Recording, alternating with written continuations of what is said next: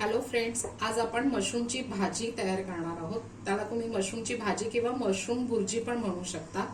त्यासाठी मी इथे मशरूम घेतलेले अगदी बारीक चॉप केलेले आहेत।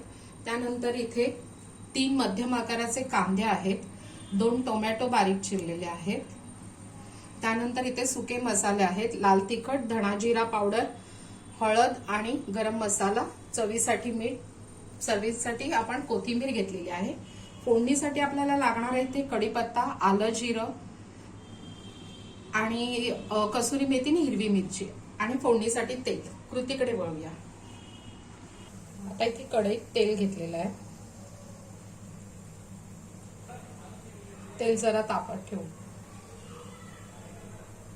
हे तेल तापलेलं आहे। आता यामध्ये आपण जिरं टाकणार आहोत,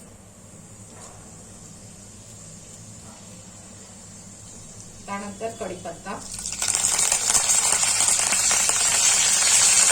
मिरची आणि आलं लसूण चांगलं परतून घेऊ।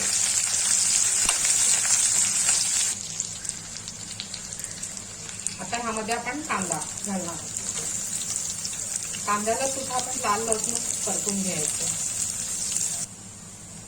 आता आपला कांदा चांगला परतलेला आहे। आता ह्यामध्ये आपण हळद, गरम मसाला, लाल तिखट आणि धणा जिरा पावडर टाकून चांगलं मिक्स करून घेणार आहोत।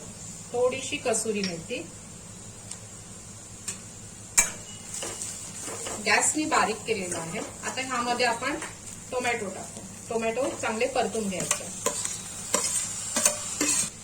आता थोडंसं हलकसं पाणी घालून आपण याला वाफ देऊया, जोपर्यंत आपले टोमॅटो शिजतील पूर्ण।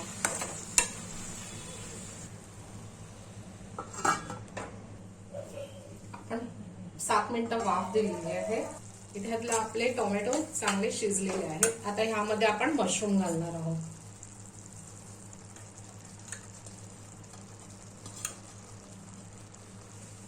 मीठ,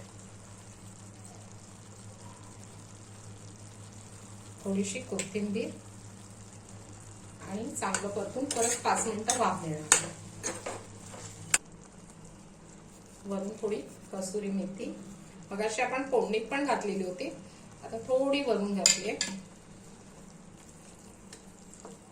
परतून आता ह्याला 5 मिनिटं वाफ देऊया। वाह, मस्त सुगंध येतो। आता ह्याचा जरासा आपण गॅस मोठा करून पाणी जरा आटवून घेऊ। आपली भाजी झालेली आहे, आपण सर्व करू। भाजी सर्व केलेली आहे, थोडंसं बटर वरून। ही भाजी पावाबरोबर खूप छान लागते, नक्की ट्राय करा। चॅनल आवडल्यास लाईक, शेअर आणि सबस्क्राईब करा। आणि ज्यांनी चॅनल लाईक केलेला आहे, सबस्क्राईब केलंय, त्यांना थँक्यू।